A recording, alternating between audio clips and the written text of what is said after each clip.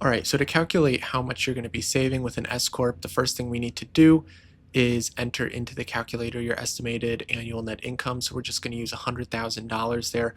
Remember, that is your net income. So that's not revenue, that's after expenses. That's, in other words, your profit. Then we're going to go ahead and put down a reasonable salary. So when you elect S-Corp status, the IRS requires that you still pay yourself a reasonable salary via a W-2. That's just like what you got when you were employed. You get a W-2 from your employer, so you're actually going to have to issue yourself a W-2, which is something new if you weren't an S-Corp. If you were a sole proprietorship or a partnership before, you never had to issue yourself a W-2, so that's a new thing that you're going to have to do being an S-Corp. A lot of people use a rule of thumb like 50%, 60%. If you've seen my other videos, you know I don't like rules of thumb because everyone's situation is different, right? Especially with taxes. Everybody's income, everybody deductions, everything is different. So the IRS actually has a wonderful, nearly 30-page document about how they calculate reasonable compensation. I recommend you take a look through it and talk to a tax professional or someone else who can actually advise you as to what your reasonable compensation could be. They can even write a memo for you that you can then use to prove that you did your due diligence.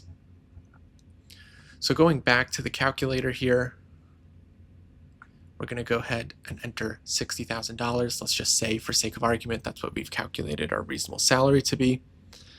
Now the next thing is we're going to skip over the lost Social Security earnings. That's just like a little extra bonus there, because remember, when you're an S-Corp, now you're bifurcating your salary or your compensation into two portions, a salary portion and a owner's distributions portion. And the owner's distribution portion, you're not getting Social Security credit on.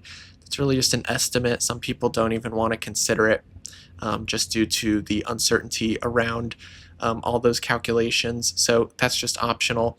The next thing is filing a tax return. So you're going to have to file an S-Corp return now. That's an IRS Form 1120-S. And if your state has an income tax, you're probably also going to have to file a state return, a state S-Corp return. So a lot of people underestimate this. This is no longer part of your personal taxes that you do for free on Free Tax USA or anything like that. This is a separate tax return, and it has a separate due date too. It's due March 15th, not April 15th.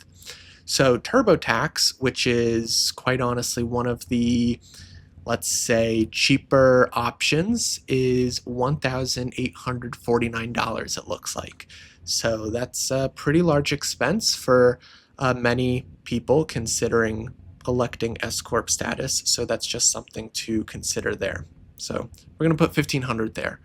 Maybe you have a family friend who's a CPA that's giving you a nice discount. So the next thing is a payroll return. Like I said, you're going to have to file W-2s, and you're also going to have to put yourself on payroll. That's something that you usually don't have to do if you're a sole proprietor or a partnership. We're taking a look at Gusto here. That's one of the more popular payroll processors. It starts at $49 a month plus $6 per person. So that is $55 a month just for putting yourself on payroll. And that's if just you. If you have other partners or other employees, you know, you can see the prices there. It's obviously going to be even more expensive. So something to keep in mind. A lot of people don't think about that until after the fact as well. So going back here, we'll just put $750 as a placeholder.